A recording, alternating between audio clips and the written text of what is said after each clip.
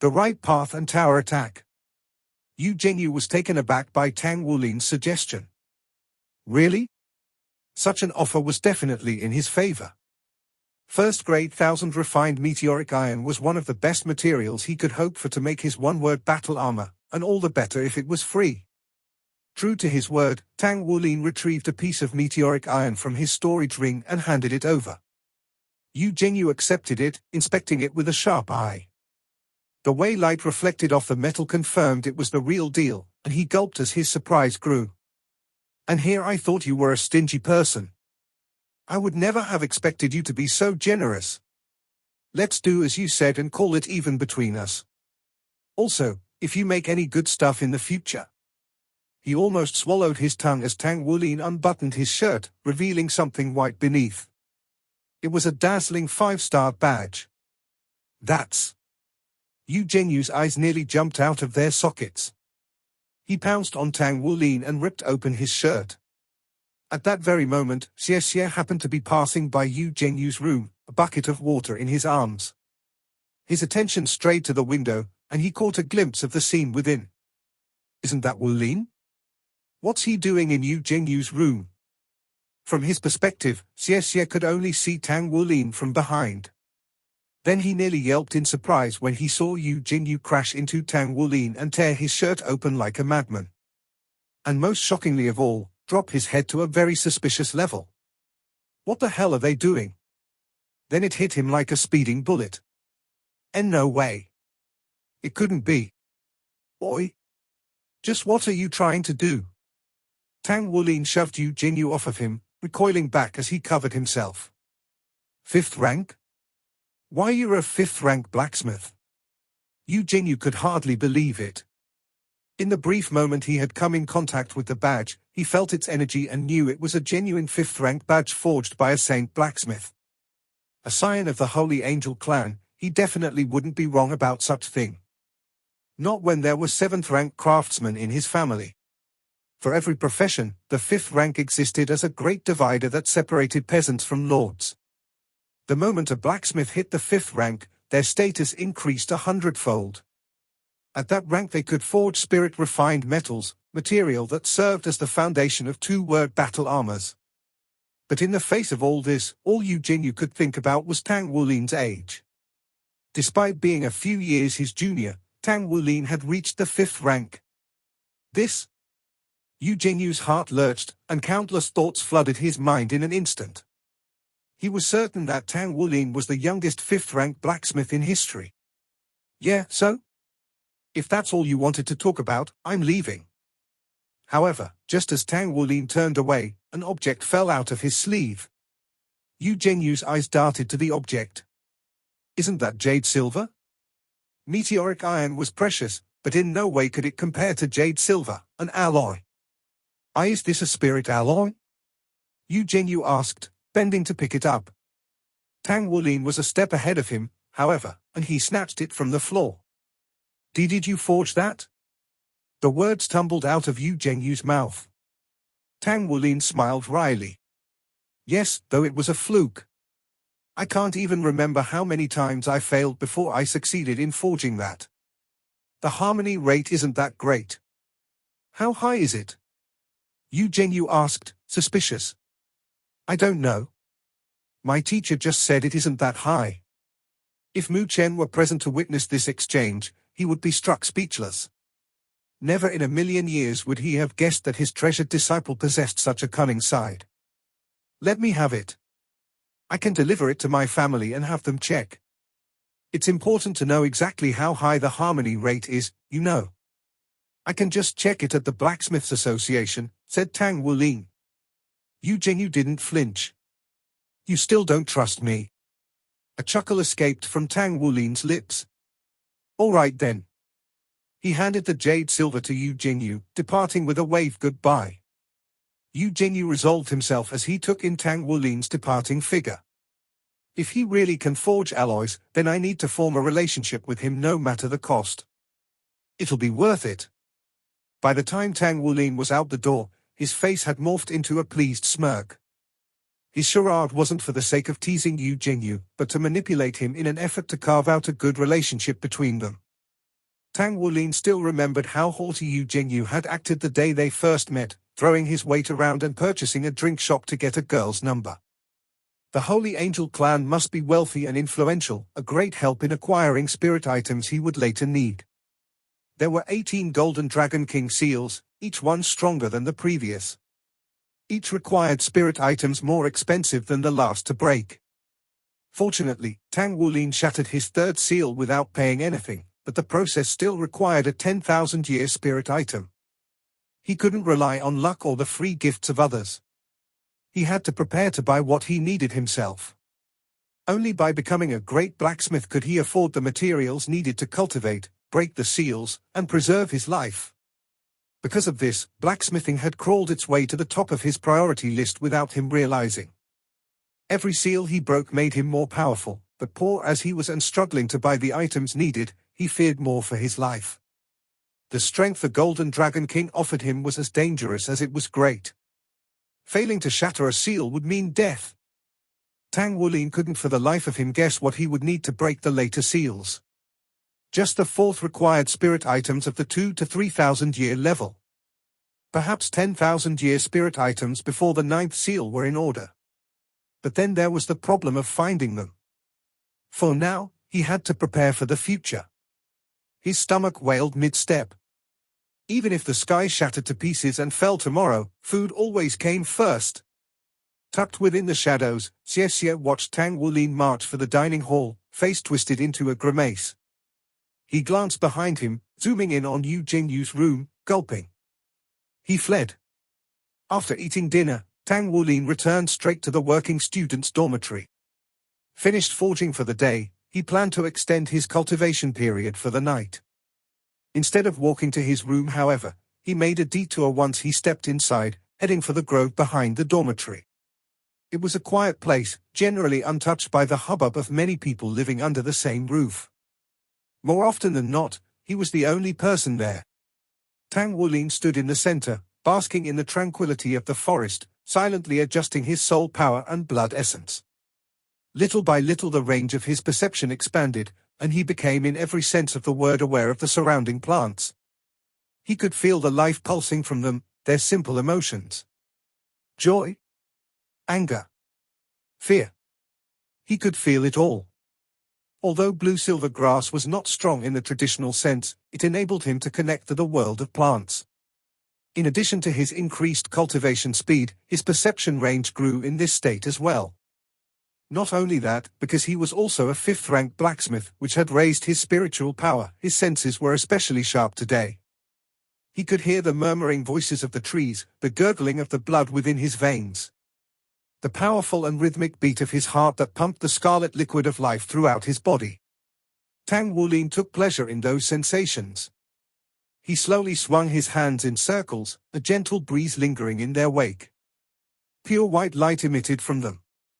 It was the soul power of the mysterious heaven method, and circles of the same white light formed with the movement of his hands.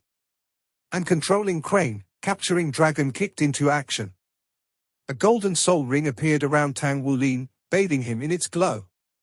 He activated Golden Dragon Body, and the ring's glow intensified, enveloping his figure with brilliant light.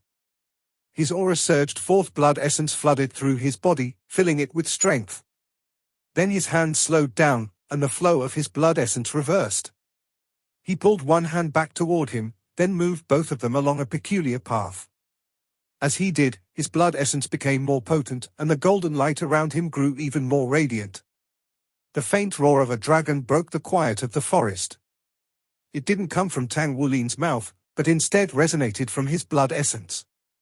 Despite how soft the roar was, its oppressive might was clear. It sounded as if a slumbering dragon were awakening. Tang Wulin's hands continued to move slower and slower, and the draconic roar grew weaker. After 10 minutes, the roar faded into silence and his blood essence returned to normal. He let out a long breath, then shook his head. This isn't how it went. Ever since Shuasha showed Tang Wulin Dragon Shocks the Heavens, he had been practicing it every day after dinner. He had determined that his blood essence was the most potent around that time. However, he had yet to succeed in mimicking Shuasha movements even once.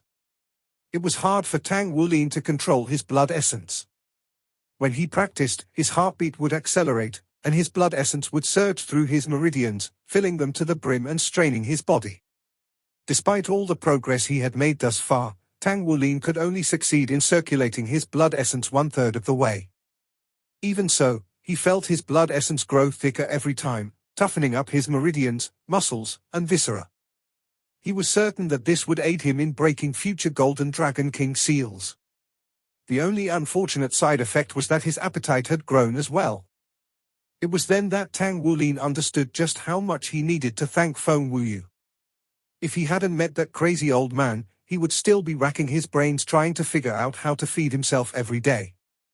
With that taken care of, he could wholeheartedly throw himself into cultivating and blacksmithing. After his blood essence settled, Tang Wulin sat down and began practicing the mysterious heaven method. Cultivating in the forest allowed him to put in half the work for twice the benefits. Back in their dorm room, Xie paced back and forth, struggling with indecision. In the end, he resolved himself and walked over to the curtain dividing the room. "Come here for a second, Gu. I have something I need to talk to you about." Gu was usually gone in the afternoons, be it to draft battle armor designs or go to wherever she usually disappeared to, but it was evening now, and she had returned not too long ago. "HM?" Gu answered with suspicion, but got up and walked over to Xie nonetheless. "Can I listen too?" Xu Xiaoyan asked. "No way," Xie said firmly. Xu Xiaoyan clicked her tongue. "Why are you being so mysterious? I'm going to tell Captain about this when he gets back." Xie followed Gu out of the room. After glancing around for a moment, Xie led her toward a quieter location. The nervousness on Xie's face piqued Gu's curiosity. "He called me out so seriously. Just what does he want to talk about?" Soon enough, they arrived in a secluded area, and Gu spoke up. "So, what's going on?" "Listen to what I have to say, Gu, but don't be mad," Xie said anxiously. Gu frowned. "Out with it already. What do I have to be mad about?" "It's like this." Just as he was about to speak, he looked into her doubtful eyes and deflated like a balloon. "Oh, never mind. Just forget about it. Let's head back." He turned around to leave for their dorm room, but Gu grabbed his arm. "Don't just hum and haw like that. If you have something to say, spit it out. Are you even a man, or were you just pestering me with your chirping?" Xie's mouth twitched. Then he gulped. "Okay, fine. I've been thinking about this all day and wasn't sure if I should tell you, but I'll just say it. We're still young, so we still have a lot to look forward to in the future." "What are you on about?" Gu stared at him in complete bewilderment. Xie gathered his resolve, his chest puffing out courageously, when he suddenly saw someone enter their dormitory. Yuan and Yehui walked by, wearing a male uniform as usual. She saw Xie and Gu, and Xie saw her. She stared at them in surprise. "Out with it already!" Gu shouted, growing impatient. "Shush! I'll tell you in a bit." Xie gestured to Gu, indicating that Yuan and Yehui was present. Then Gu saw her and acknowledged her with a nod. Yuan and Yehui responded with a cold nod of her own and left with large strides. Xie let out a deep breath, regaining his composure, and moved to whisper into Gu's ear, but she pushed him away. "You can tell me from over there," she said.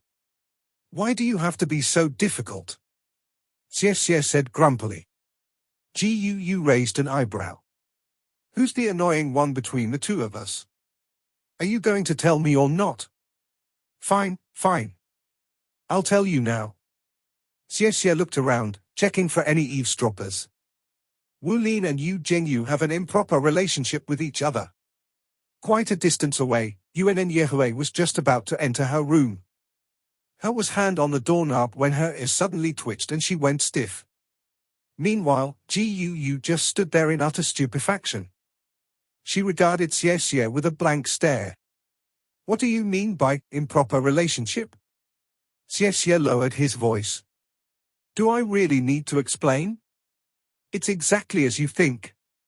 I never expected Captain to swing that way, but he's still young. I'm sure we can still bring him back to the correct path. If I'm not mistaken, you like him, right? We need to think of a way to fix this. Maybe there's some remedy for it.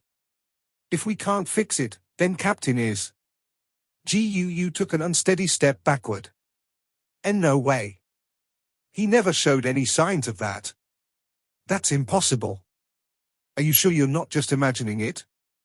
Xie grimaced. I saw Captain in Yu Jingyu's room today. Yu Jingyu tore his clothes from him, and it looked like he was rubbing him somewhere near his stomach. I didn't see anything more than that, but it was clear to me. Guu immediately went pale. Without another word, she ran like the wind, heading straight for the grove. Left behind, Xie scratched his head awkwardly. He saw where she was running off to, and worry welled up inside of him. He let out a long sigh. Captain, I'm doing this for your sake. We might be free to do whatever we want here, but if you do that, Guu would just be too pitiful. Guu rushed toward the grove like a mad gale, fully aware that this was where Tang Wulin meditated every day. She was certain that he was there right now.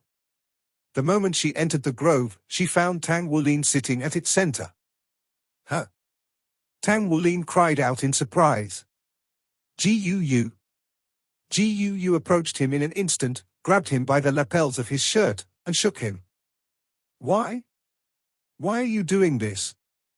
The shaking addled Tang Wulin's brain, and it took him a moment to get over his confusion. What? What did I do? Guu's lips quivered, her face ghostly white as she stared at him with soulless eyes. Why do you like men? What's so good about men? Tell me. Why? Tang Wulin was stunned. Who told you I like guys? Where do you get that idea? Guu, why are you thinking about such things at our age? We're students.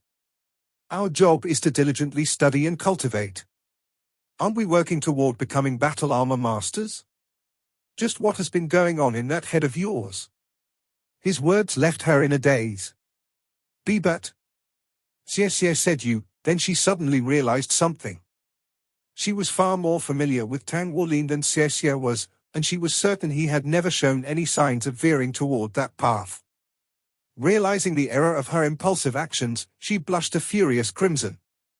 This misunderstanding had caused her to embarrass herself.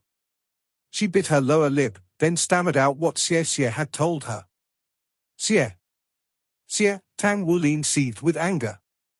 Now that he knew who caused this commotion, he turned toward the dorm and flew off. Guu stood there in a daze, watching Tang Wulin leave. After a moment, she couldn't help but giggle. His angry face is cute too. Tang Wulin burst through the door to their dorm room, his face a stone mask devoid of emotion. Xie looked up to see who had arrived, concern flashing on his face when he saw that it was Tang Wulin. Captain, did you see Guu? Xie asked. She was just looking for you. Yeah, I saw her. Tang Wulin nodded. Xie, I really have to thank you for what you did. How about we go out for a moment and you explain what happened? We're good brothers, aren't we? There shouldn't be any misunderstandings between us. Upon hearing Tang Wulin's words, Xie sighed in relief. He shot up from his bed and followed Tang Wulin outside. Just beyond the curtain dividing the room, Xu Xiaoyan stared at the door in confusion. What happened today? They're all acting so strange. After closing the door behind them, Tang Wulin headed for a secluded location with Xie in tow. Captain, it's good that we're getting this matter out in the open, Xie said as they walked. It's easy to get confused at our age, and Yu Jingyu isn't a good guy either. If it weren't for him, would the misunderstanding between Yuan and I have occurred? Well, don't worry. I won't tell anyone your secret. Actually, I have nothing against you for having that kind of preference, but I still think girls are the best. So, what did you want to tell me? Yeah, sure. Tang Wulin replied. That makes sense. They soon turned a bend, arriving in the forest that separated the working student dormitory and Spirit Ice Plaza. Xie wore a carefree smile as he walked over to Tang Wulin and patted him on the shoulder. You really scared me though. So what happened between you and Yu Jingyu today? I happened to catch a glimpse of you two while I ran some errands, otherwise I'd still be in the dark. Tang Wulin smiled in response, but it didn't quite show in his eyes. See, Captain, what are you doing? A shiver ran down Xie's spine, and he stumbled backward. Fear and suspicion began creeping into his heart. Hey! Didn't you say you were going to explain things to me? Tang Wulin cracked his knuckles. Explain things, your ass? Ah. No. Captain, please. Have mercy. Miserable screams pierced the serenity of night's embrace. Back at the dorm, Gu entered her room and flopped onto her bed. She thrust her face, still flushed crimson, into her blankets. Big sis Gu, you're finally finished? What is it that all of you are hiding? Xu Xiaoyan asked, pouting. I thought we were friends. Gu glanced at her. If you don't know, that's probably for the best. Where's Xie? Captain came back and took him outside to talk. He said he had to explain something to Xie to clear up some sort of misunderstanding. What's that all about? Xu Xiaoyan asked curiously. After a moment of hesitation, Gu went over to Xu Xiaoyan and whispered into her ear. The longer Xu Xiaoyan listened, the wider her eyes opened. They eventually got to the point where they were almost popping out of their sockets. And no way. Xie's just talking out of his ass. I bet he's feeling miserable right about now. Gu nodded. No, not just miserable. He probably regrets being alive at all. Half an hour later, Tang Wulin walked in with Xie slung over his shoulder. He threw Xie onto his bed, snorted, then climbed into his own. Silence reigned on the other side of the curtain. Xie's face twitched with pain as he lay on his bed. No bruises or wounds could be seen on his body, but his convulsing limbs betrayed his suffering. Then, without warning, Gu's voice cut through the air. Xie, don't you need to explain things to me as well? The ice in Gu's voice made Xie's eyes open wide. His entire body began to spasm violently, and terror grasped his heart. The remainder of the evening passed quietly. The usual chirping of crickets couldn't be heard. Instead, a constant slap of fist against flesh softly resounded in its place, the calming rhythm lasting well into the night. Early the next morning, Gu returned to the dorm just as Tang Wulin and Xu Xiaoyan finished practicing with their purple demon eyes. Her entire being seemed refreshed and free of all pent-up stress. She walked over to Tang Wulin and Xu Xiaoyan. Wulin, I made a few inquiries at the Spirit Pagoda for Xiaoyan and discovered that students at Shrek Academy can get spirit souls by means other than purchasing them. There's even a way to get higher quality spirit souls. Considering Xiaoyan's situation, she absolutely has to get a 1,000-year spirit soul, but such a spirit soul would cost an astronomically high price and it isn't even guaranteed that she'll get one that's suitable. There's another method to get spirit souls at the Spirit Pagoda, but it's much more difficult than simply gathering funds. Oh? What method is that? Tang Wulin asked. Xu Xiaoyan, on the other hand, stared at the two of them with a strange look on her face. The way they acted, pretending as if the song of pain from last night hadn't been sung, clearly surprised her. The tower attack, Gu answered. The Spirit Pagoda has it set up so that it's possible to get a 1,000-year spirit soul from the tower attack.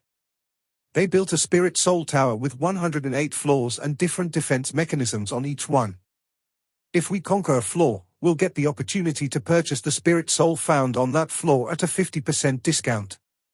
There are only two types of people who can do the tower attack, members of the Spirit Pagoda or prodigies that the Spirit Pagoda has bestowed its approval upon.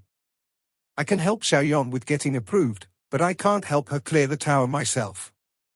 Since different soul masters need different kinds of spirit souls, and also taking support-type soul masters into account, the Spirit Pagoda allows the tower attack to be done in teams of up to 7 people. As a result, the difficulty is also tailored to fit a 7-man team. The first 18 floors are filled with 1,000-year spirit souls, but the strength of those souls increases with every floor.